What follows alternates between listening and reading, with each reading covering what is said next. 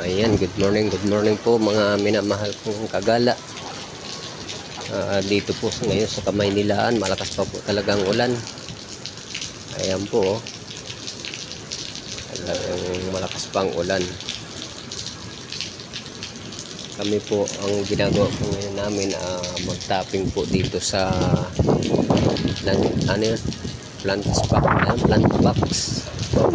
Ayan, sa plant box po kami ngayon. Ang problema po, napakalakas ng ulan pa. Ito, lalagyan pa po namin, tatapingan po namin yun. Siguro sa isang araw pa namin magagawa ito. Pero may halo na po kami mga kagala. So, ang halo po namin, nilalagay na lang po siguro namin doon sa sukalo, sa AA room. Kumusta po ang araw ninyo dyan?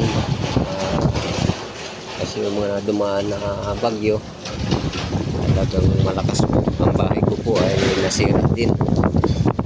5 yero lang po ang natira.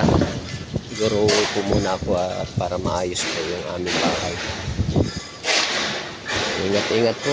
Hanggang dito na lang po muna mga minamahal kong kagala. At hanggang sa muli, maraming salamat po sa inyong pagsubaybay. Follow, like, and share po. Okay, bye-bye po.